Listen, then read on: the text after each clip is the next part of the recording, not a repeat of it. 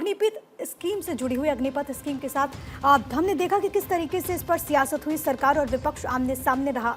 लोकसभा चुनाव के दौरान विपक्ष ने अग्निपथ स्कीम को मुद्दा बनाया था। चुनाव के बाद भी विपक्ष लगातार सरकार को बैकफुट पर लाने की कोशिशों में रहा। इसी बीच सरकार ने साफ कर दिया कि अग्निपथ स्कीम में कोई संशोधन नहीं किया जाएगा। इसी बीच हेमंता सरकार ने अग्निवीरों के लिए आरक्षण का ऐलान कर दिया और इस ऐलान के साथ ही एक दो नहीं बल्कि 10 राज्यों ने अग्निवीरों को तोहफा दिया।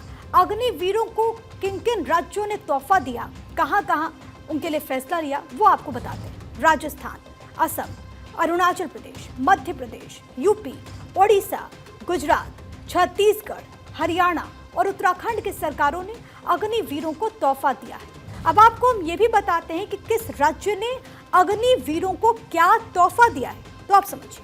सबसे पहले बात असम की। असम पुलिस में शामिल करने का फैसला लिया गया।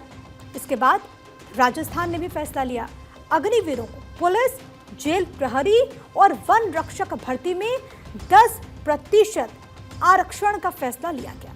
अरुणाचल प्रदेश में फैसला हुआ कि अग्निवीरों को पुलिस और अग्निशमन विभाग में नौकरी में आरक्षण मिलेगा, रिजर्वेशन मिलेगा। छत्तीसगढ़ की सरकार ने जो फैसला लिया उसमें कहा गया कि अग्निवीरों को सरकारी नौकरियों में रिजर्वेशन मिलेगा। पुलिस, आरक्षक, वन रक्षक, जेल प्रहरी में उन्हें प्राथमिकता दी जाएगी। मध्य प्रदेश में इसी तरीके का फैसला हुआ। पुलिस और सशस्त्र बलों की भर्ती में अग्निवीरों को रिजर्वेशन मिलेगा, आरक्षण मिलेगा। उसी तरीके से ओडिशा सरकार ने भी फैसला लिया और फैसला ये कि राज्य की सेवाओं में अग्निवीरों के लिए 10% आरक्षण किया जाएगा। उम्र में 5 साल छूट की घोषणा भी की गई। यूपी की बात करें तो पुलिस और पीएसी बल में रिजर्वेशन का फैसला सरकार ने लिया। गुजरात में आर्म्ड पुलिस और एसआरपी की भर्ती में प्राथमिकता दी जाएगी। इसी तरीके से हरियाणा सरकार ने फैसला लिया कि अग्निवीरों को पुलिस और माइनिंग गार्ड की भर्ती में 10% रिजर्वेशन का फायदा होगा। ग्रुप सी और ग्रुप डी में 3 साल की आयु सीमा में छूट का ऐलान भी किया गया। खुद का शुरू करने वालों को 5 लाख तक बिना ब्याज का लोन, यानी कि अगर वो खुद का कुछ स्टार्टअप करते हैं तो उनको लोन मिलेगा। इसी तरीके से उत्तराखंड सरकार ने भी फैसला लिया और फैसला ये कि राज्य सेवाओं में रिजर्वेशन अग्निवीरों को मिलेगा। तो अग्निपथ स्कीम पर बवाल के बीच इन सरकारों की तरफ से ये फैसला हुआ।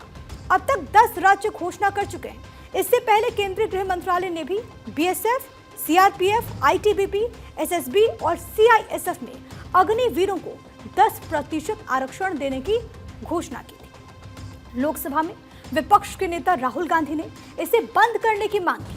वहीं यूपी के पूर्व मुख्यमंत्री और समाजवादी पार्टी के अध्यक्ष अखिलेश यादव ने भी कहा कि आईएनडीआईए गठबंधन की सरकार में इस योजना को बंद कर दिया जाएगा। लेकिन करगिल दिवस के दिन प्रधानमंत्री नरेंद्र मोदी ने अग्निपथ योजना पर सवाल करने वालों को आड़े हाथों लिया। उन्होंने कहा कि अग्निपथ सेना के लिए रिफॉर्म है। विपक्ष को निशाने पर लेते हुए पीएम मोदी ने यह भी कहा कि दशकों तक संसद से लेकर कमेटीज तक में सेनाओं को युवा बनाने पर चर्चाएं होती रहती हैं। शायद कुछ लोगों की मानसिकता ही ऐसी थी कि सेना मतलब नेताओं को सलाम करना, परेड करना। दुर्भाग्य से राष्ट्रीय सुरक्षा से जुड़े इतने संवेदनशील विषय को कुछ लोगों ने राजनीति का विषय बना दिया है। कुछ लोग सेना के इस रिफॉर्म पर भी अपने व्यक्तिगत स्वार्थ में झूठ की राजनीति कर रहे हैं। तो केंद्र सरकार की अग्निपथ योजना को लेकर कांग्रेस समेत तमाम विपक्षी दल सवाल उठाते रहे। सबसे बड़ा सवाल तो स्थायी नौकरी से जुड़ा हुआ है। 4 साल बाद अग्निवीर क्या करेंगे? इसके जवाब के तौर पर ही केंद्र सरकार ने अग्निवीरों के लिए बीएसएफ और सीआईएसएफ के रास्ते खोले और अब अग्निवीरों के सामने अपने राज्यों की पुलिस या सशस्त्र बलों में शामिल होने का विकल्प भी ओपन कर दिया गया है।